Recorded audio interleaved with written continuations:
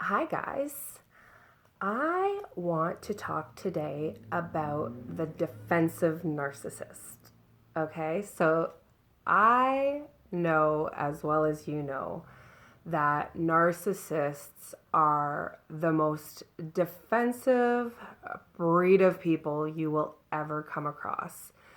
They seem to take everything personally, they can't handle criticism, and they are kind of out of touch with a mature adult behavior when it comes to handling any sort of constructive criticism. So, before we dive into our topic today, I just wanted to thank Julia. This topic came from her by DM. Thank you for sending me your suggestion for a video today, Julia. Thank you. And also, I just want to ask everybody, if you like my videos, please like them down below. I want to bring you guys the content that you want to hear. So when you like my videos, I know that we're going to stay on these topics and I'm going to bring you more of what you want to hear. I also want to ask you guys to subscribe. I love to see you guys subscribing. It's bringing my channel's growth up, and it's gonna get the word out more. The more this channel grows, the more subscribers I have, the more my content is going to get relayed out onto YouTube land. And that's the goal. We want as many people that need to hear this about narcissists as possible, this information getting to them. Did that sentence make sense? I don't know, but you know what I mean. We want to get this out there, and we want people to know what they're dealing with, because in all honesty, until you know what you're dealing with, you're not going to know how to deal with it. And I know for myself, that was definitely the case. I had no idea what I was dealing with for 10 years. And I tried everything I could think of. I tried placating him. I tried standing up for myself. I tried ignoring it. Everything you could think of, I tried it. And only when I found out what narcissism was, true narcissism, real narcissism was, and I started learning everything that went with it, was really only when I could take action to save myself. And of course, that action was going no contact and leaving the narcissist for good. And that's what I did. And I am in a much better place now. I am a much happier person and much healthier. And now I feel that it's my duty to let you guys in on this. This shouldn't be a secret. This shouldn't be hidden information. And we need to talk about it. We need to post it on Instagram and YouTube and all of social media and get the word out there. So please, if you think that my videos could help anybody that might be going through a situation like this, please feel free to share. Okay, so click subscribe, click the little bell notification, and you'll be notified every time I post a new video. So today's video is going to be about the defensive narcissist. So I'm sure you are already going, yep, I know what she's talking about. The narcissist is unbelievably defensive. They have no control, no self-regulation when it comes to their inner critic or handling criticism. They take everything they hear as a slight against them and a dig and a criticism. And they can't internalize it in a healthy way, the way perhaps you and I could. Whereas if somebody said something that we might not necessarily like, it may hurt our feelings slightly, it may trigger us, we're not necessarily going to act out about it. chances are we would probably sit on it for a minute, think about it, and have a moment of self-reflection and decide whether you agree with it or not. And you may or may not agree. Maybe you agree and you're like, wow, that actually is an area of improvement that I can work on. End of story.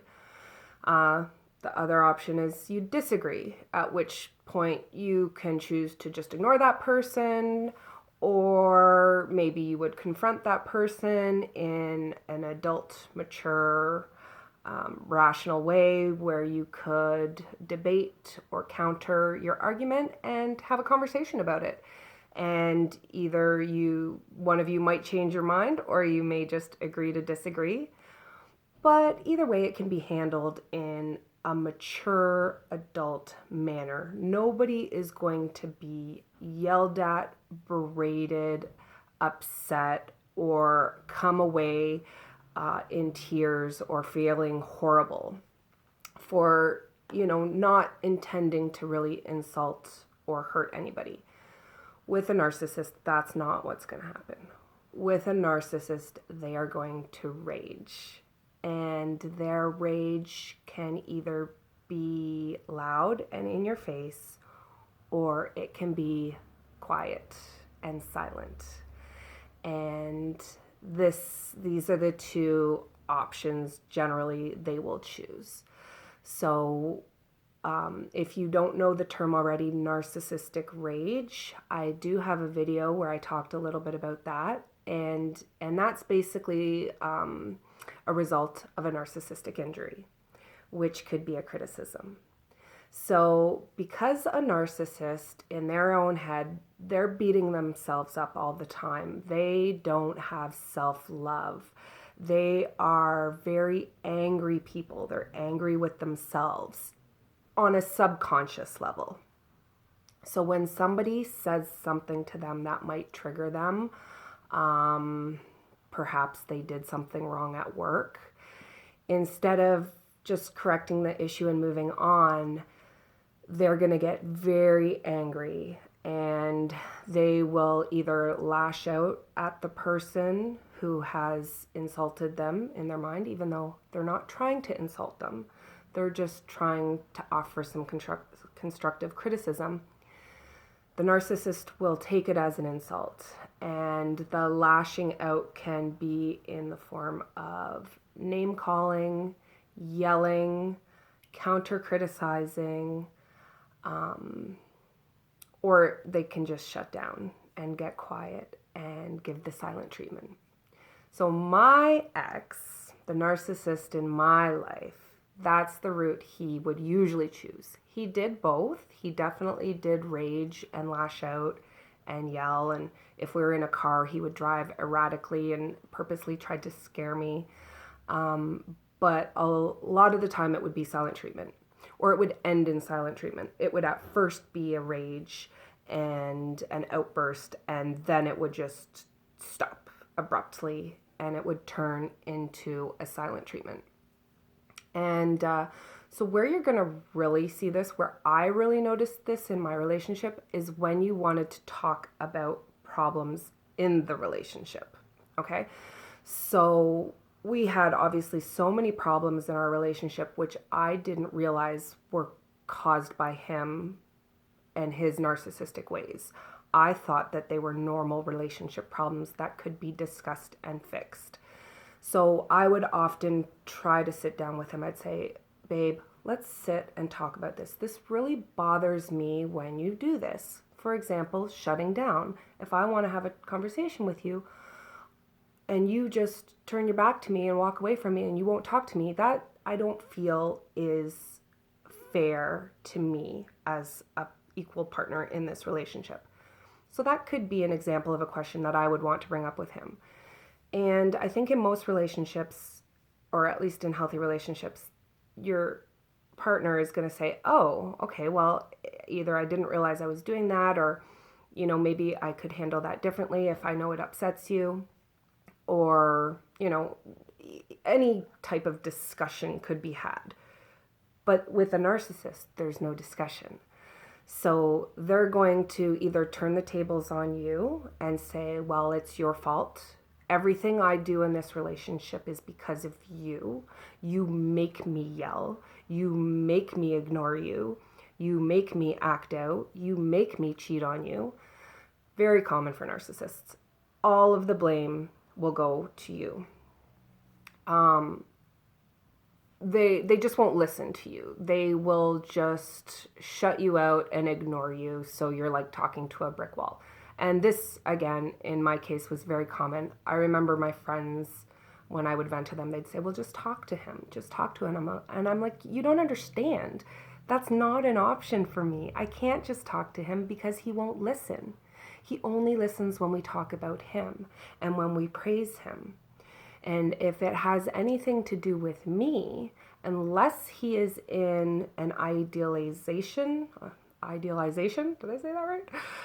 Phase, then it's not going to be about me unless it's negative. It's just not an equal relationship. So they're going to get mad at you and they're going to turn it on you. They're going to change the topic. They're going to deflect it. They're going to bring it back to you and bring up the past is also a very common tactic. So this is the defensive narcissist. This is just some examples. This is very common. So if your partner is doing this kind of stuff with you in your relationship, you're going to need to look at other signs of narcissism, other traits, and see if they fall into this category. There's a good chance that they're a narcissist. So I hope I've answered some of your questions on this, Julia, and everyone else. I hope you enjoyed this video. Please like it if you did. Also, please subscribe to my channel, and I'll see you guys in the next video. I love you all.